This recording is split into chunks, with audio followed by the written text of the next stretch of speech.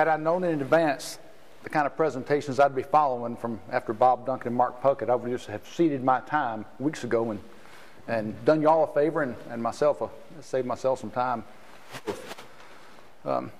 Mark, you and your staff have done a great job at this conference. Your hospitality is amazing. Bob, the show of force that you brought here with yourself and your board members is inspiring, actually. I've already heard from people in other states wishing that they had the kind of support from their agency leadership that Virginia has shown here at this meeting. I want y'all to look around the room just for a moment and think that the future of Bobwhite Conservation is in this room today. We've convened 23 states by my count, several non-government organizations dedicated to quail. At least 3 joint ventures are represented here. I apologize if I've missed a fourth. Several academic quail experts are here, multiple federal agencies, industry representatives, people who care about quail are in this room because they care. And the future of whether we succeed or fail is going to be determined by the people who are gathered here today. And certainly there's a lot more people that will be involved, thousands more, that will be important, vital to our success. But it begins here. This year, 2013, is a pivotal year for the NBCI. We have a lot of good things going on. You don't have to look back many years to where we were 5 years ago, even 3 years ago, but 5, 8, 10, and think about where we are today and what we have going on to realize we've made a lot of progress. The NBTC is stronger than it's ever been, more active, involved in more issues, more priority topics and tasks. The NBCI staff that we're fortunate to have working at the national level are involved. Leadership important issues. The National Management Board of agency directors like Bob Duncan providing oversight and guidance, meeting twice a year just to think about quail from 25 state agency administrators. We have a Bobwhite Foundation March with a generous gift from Joe Crafton in Texas, who also has offered a $1 to other potential donors of the foundation to get it kicked off. That foundation has been accelerated by Virginia, thanks to the leadership of people in this room, Jimmy Hazel and C.T. Hill, and with Bob Duncan's leadership. So that Bobwhite Foundation is one of our keys to long-term sustainability and momentum. More new state initiatives continue to rise, with South Carolina being the latest with new quail initiatives. This stuff is happening because of the people in this room and the vision of the NBCI and everybody that's come together. We have a model focus area program that we spent many hours yesterday, thousands of hours leading up to yesterday, from probably half the people in this room anyway have been involved in developing this program. We hope to finish it by the end of this year, and I can attest, and I'm sure y'all are well aware and convinced that that's going to transform the way we do quail conservation when that program is completed. It's going to affect everything that we do. Why do we need this focus area program? I won't dwell on this because, well, I will, because a lot of y'all were not here yesterday in the state coordinators workshop when 23 states had a coordinator in the room for half the day just focused on this program. We have a long-term challenge for quail, as you've already heard this morning. But we have short-term expectations, attention spans, budget cycles, sustaining the problem. We can't fix everything at once as bad as we want to, but we need to fix something, and we need to fix something soon to prove to the world that we know how to do it, that it's doable, to start making believers, building hope, establishing more credibility in important places. We have to start implementing strategic habitat conservation, better accountability on ourselves, on what we do, what our agencies do, how we spend money, learning what does and what does not work so we can get better at what we do in the future. And what will become more obvious is that model focus area program partnership opportunities that we hadn't hardly envisioned before, with agencies and partners that we didn't know might be interested in working with us. And in the end, it's going to be a test of fire, because the NBCI program, the way to do it is right, to set them up for success, and we're setting the table. And this is going to be a test to see, to take advantage of this, to start proving what we can do. With all that good stuff going on, there are significant uncertainties in the future of bobwhite conservation and the NBCI. As many good things as are happening, bobwhites are still declining in every single state in their historic range. We've not been able to stem that statewide decline anywhere yet. And they're still disappearing from some of the, with implications for continued participation in the NBCI from some of those fringe states where quail are disappearing. That's a pretty serious uncertainty threat that affects us all. Even after 11 years of the NBCI, there is a high degree of variability among states in the attention and priority placed on bobwhite conservation. There are too many states, in my view, still not placed what I, as somebody with an interest, would consider a priority on quail. We had a quail organization dissolve in 2013. What are the implications of that? I don't think we've seen all the ramifications. What does it mean for our community? What does it mean for the other organizations? And meanwhile, the funding for the NBCI itself, for my position and the NBCI national staff, is uncertain. I want to quickly provide an overview of how my position and NBCI staff are funded, because I know that not everybody understands that. My position is funded by annual contributions from the 25 NBCI state agencies. Most contribute $5,000 a year in support of my position. NBCI, who's been able to do it at the national level, is funded with other money that I've been able to work with people on grants and contracts. Our agriculture policy coordinator, Kyle Brazel, who's in here somewhere, a multi-state conservation that runs out in until recently, I didn't know if we were going to be able to keep Kyle on beyond December. We have been very fortunate to work with one of our partners in Texas, the Park Cities Quail chapter of the Texas Quail Coalition. We've just received a grant from them to extend Kyle's position for another 6 months. A very generous grant. So that provides hope, a whole new source of revenue from a new partner, supporting what we do at the national level for quail. The rest of the NBCI staff that head up our science coordination functions, our forestry management functions, and our communications functions, they're funded through an annually renewable grant from the National Fish and Wildlife Foundation. Pat Geiser's Center for Native Grassland Management also has a position funded through NFWF on an annually renewable grant. We've had that grant for 3 full years, and now we're in a 6-month probationary grant from NFWF as they review our initiative and deal with a lot of their internal strategizing over their future and how they're going to operate.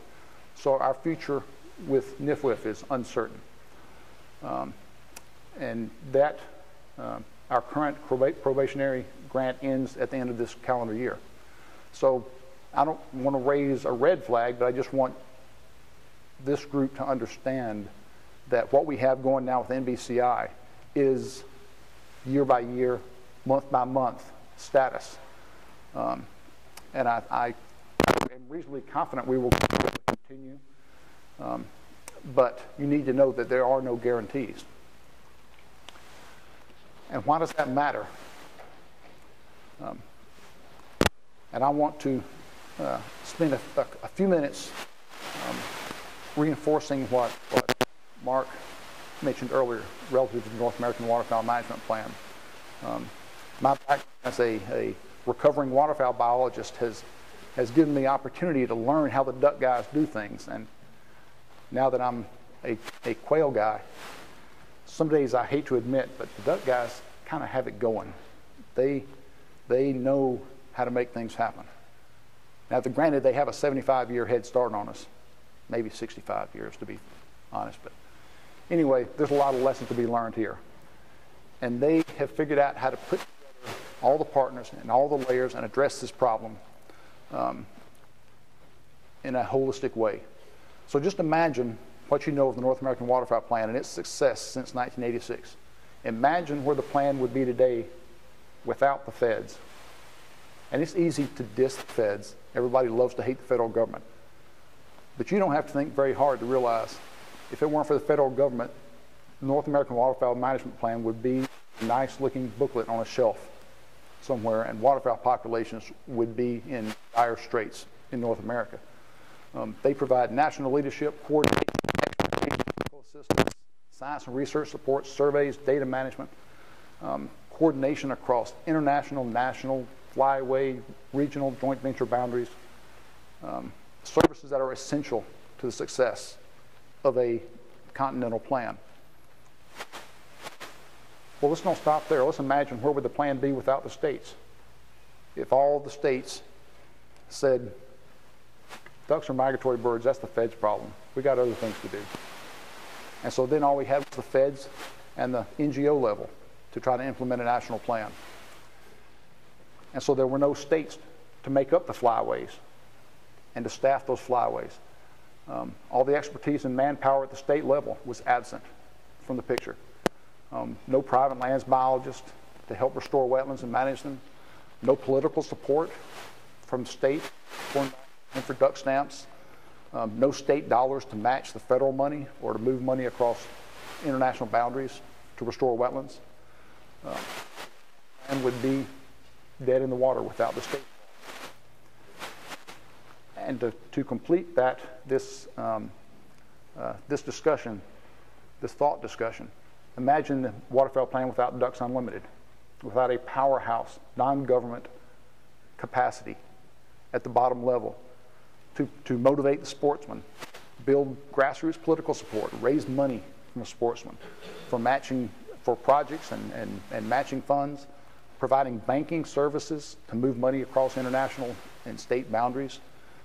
The lobbying power of Ducks Unlimited in Washington is just about unprecedented in the wildlife conservation world. And they have their own expert services that they can provide to states and even to the feds on lots of important ways. You take away any of those three layers of the North American Waterfowl Plan, and that plan is dead in the water. It goes nowhere. Well, there are important lessons to learn from that for the National Bobwhite Conservation Initiative. And many of you have heard me talk about this multiple times. You may be tired of it, but enough of you have not heard about this that it's worth restating. And for those of us who need to hear things 6 or 8 or 20 times before we finally learn them, this could be helpful too. The NBCI strategy is built on the North American Waterfowl Plan strategy. We are trying to address quail conservation at all of the important levels from top to bottom. And you can apply the same questions, the same thought to the NBCI I just went through for the North American Waterfowl Plan. If the NBCI funding that I mentioned earlier did not come through and the national capacity, you're left with states and the NGOs at the bottom level. And I'm not discounting or dismissing any state or any NGO. I'm just saying without the national capacity that the NBCI is providing and can provide, the NBCI is impeded in significant and potentially lethal ways. The same for the states. If the states decide our bread is buttered by deer, we don't have time for quail, we don't have enough quail hunters to matter, it's too far gone, it's not our problem, then we're just left with an NBCI national staff and the NGOs, and we go nowhere. And the same with the NGOs. That's one of the things that disconcerts me about the loss of Quail Unlimited, is maybe it leaves the remaining NGOs stronger, or maybe there are dark ramifications. We don't know yet. That story is yet to be told. But we DU powerhouse caliber NGO capacity in the Bobwhite world. And without all those layers, not only being strong, but helping each other and collaborating among ourselves in strategic ways for the long term, not this year, not next year, but for the next 30 years, NBCI fails. So I give all that as background to a topic that has come up just this year that I know everybody has heard about and is thinking about and has lots of questions about. So I want to provide an overview of the thinking and the process and the vision, and make myself available for the rest of this meeting and afterwards for everybody who has questions or concerns or criticisms or suggestions. A few points. Bobwhites are declining range-wide. We know that. They are a species of great conservation need. They also are a state responsibility. The NBCI is a state's initiative. It is not Don McKenzie's initiative. It is not Mark Puckett's initiative. It is an initiative of the 25 states that are participants. Pittman-Robertson program is the state's program for funding wildlife restoration. Bobwhite restoration is as central to the mission of the Pittman-Robertson program as anything. There is nothing, no species, no priority, no challenge more central to Pittman-Robertson than Bobwhite restoration. Therefore, Pittman-Robertson program is an ideal funding source for the NBCI. The idea for Pittman-Robertson funding for the NBCI has arisen relatively recently from states. And it really floated to the surface in February at the steering committee meeting of the NBTC when we met in Knoxville for 2 days. I started working with folks, Virginia, North Carolina, Texas, several individuals who started digging into the PR question in their states, feeding me some information and ideas. I took those ideas to the NBCI Management Board meeting in March in Arlington, Virginia, and had an open discussion for about an hour. And Bob Duncan was there and contributed immensely to that discussion. And after about an hour discussion with the Management Board, with probably 15 to 18 separate states represented in the room, the board voted unanimously to pursue the idea of PR funding for the NBCI. And so I was given a charge from the Management Board with unanimous support to pursue the idea. And that has sort of diverted my activity since March and my priorities. Since then, I've been working with many states, with the Fish and Wildlife Service, had numerous discussions with the national program leader for the Pittman-Robertson program for federal assistance, Hannibal Bolton, a few of his regional staff in charge of federal assistance in the Northeast region, Southeast region, the Midwest region. Spent a long day in Atlanta recently meeting with the Southeast Regional Federal Aid Coordinator. Fish and Wildlife Service is ready. They've said, we'd love to help quail. Pittman-Robertson is ideal for it, and they are prepared, and they're already at work helping me and helping the states put together the process and the mechanism by which the PR program could be used to help quail. There are precedents in the PR program for multi-state projects. For example, the Southeast Cooperative Wildlife Disease Study now is the recipient of a multi-state PR project. The Council to Advance Hunting and Shooting Sports is a relatively new entity to promote hunter retention and recruitment. And there's 33 states involved in supporting that council using PR money from their states. There are many benefits of using PR money for the NBCI. The first and very important to me in the long term is PR funding for the NBCI puts states clearly and unequivocally in control in bobwhite conservation, where the states should be. Outside partner money, which is still critical to our success in myriad ways, would complement the state leadership. Would not carry the NBCI. As we're doing largely now. PR funding would provide the stable long-term support that we need so that I and my staff and quit worrying month to month, year to year about can we keep it going a little longer and allow us to focus on the serious conservation barriers and opportunities that are out there. The timing is right for PR and NBCI with the record bump in PR revenues that's ongoing now and is going to get bigger next year. The states have more PR revenues at disposal now than they've ever had, and it's almost hard to imagine how much extra money is available right now. One of the challenges with PR funding and with all grant programs is match. PR requires a 25% match. The University of Tennessee, where the NBCI is based, waives all overhead charges on state contributions to the NBCI. I just got them to renew a MOA with the NBCI Management Board this spring, recommitting to waiving overhead on state contributions. The 25% required match for PR is automatically there by the University of Tennessee. So states would not have to worry about the match at all. It's automatically there. And using PR for the NBCI, maybe it could be long, but at the very least, if we could take advantage of 3 to 5 year window during this bump in PR revenues to bolster the NBCI and give us much support. That buys important time to show progress, to use a model focus area program to prove success, to win believers, and to allow the Bobwhite Foundation to grow and start picking up over time more and more of the burden of supporting Bobwhite restoration. That alone is a massive success. A few details and mechanics of how PR for the NBCI can work and how it is shaping up now, with the caveat that there are a lot of details yet to work out and things could change in the coming weeks and months.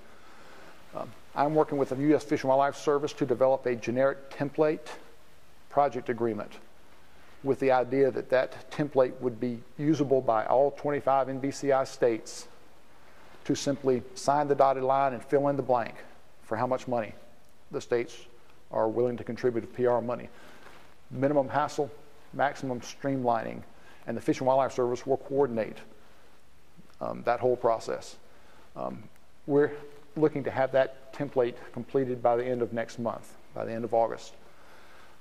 Then I'm working with the South region now, and when that template is done or nearly done, we're going to shop that to the other Fish and Wildlife Service regions that have a stake in the NBCI and get their concurrence or their edits and modifications as needed, so we do end up with one universal template, if possible. And I hope to have all that done by the AFWA conference in September, which will be in Portland, Oregon, which will host the next meeting of the NBCI Management Board, so that when the NBCI Management Board convenes, we will have this template and the other information ready to unveil, hopefully win a final endorsement and approval by the NBCI Management Board, and at that time be ready for the head counting and the process of talking to all the states, seeing who's in, who's out, who's on the fence, maybe, and how much money states might be interested in contributing from their PR funding. So when we go to AFWA, there are no commitments made at that time. We are simply serving up the mechanism and the opportunity that I was charged to present by the board in March. After that point, all 25 states have decisions to make, and it is solely up to the states at that point, each state one at a time, as to whether is willing to contribute PR funding to the NBCI. If so, how much per year? And we have a preliminary range of from 25,000 per state per year up to 52,000 per state per year. That's the preliminary numbers, depending on what kind of capacity and strength the states want the NBCI to have. And finally, for how many years each state is willing to contribute PR money to the NBCI. We're looking for a 3 to 5 year commitment, if we can get that. We're hoping that states would be willing to front load the payments because we're in the bump now and next year. And rather than paying 1 year at a time of a commitment and thus having to worry about how long the bump is going to last, if we front load the payments while the big surpluses of money are here, we take that worry off the table. The money will be collected by either the regional associations of fish and wildlife agencies or the University of Tennessee or some combination. The University of Tennessee will manage the money, provide the 25% required overhead or match from their waived overhead, and will do the financial reporting to the states and the fish and wildlife. Oversight of the whole process is provided by the steering committee of this group and by the NBCI Management Board. And then the NBCI, I and my staff will provide one report annually to the Fish and Wildlife Service on behalf of all of the participating states. So every state won't have to worry about providing its own report for its contributions to the NBCI. One report will do it. So again, maximum streamlining. The time is right for PR funding for bobwhite restoration. There is no more central mission for PR than bobwhite restoration. There's no conservation need that is bigger or more timely or more important for PR than quail. And if bobwhite restoration is really important to the states, then it's worth investing in. And it's worth the long-term investment at the level necessary to get the job done. It is time for us, for all of us, to quit settling for crumbs. We're used to being poor. We're so used to being poor as a quail community. We're almost afraid to think big and to set our sights high enough and to ask for what we know it's going to take. Because we've been trampled by the deer guys, and with apologies to Duncan being an old deer guy, but he's a recovering deer guy, I think, now. But we haven't enjoyed the benefits of the priority status through PR funding. But it is time now. And we should not hesitate to ask. We shouldn't be ashamed to ask. We shouldn't be timid to ask for what it's going to take to accomplish this. Everybody in this room has a stake, and everybody in this room has a role and an opportunity and a responsibility to help in this process and to help the entire NBCI. Which brings me back to my first point. The future is in this room today. Thank you.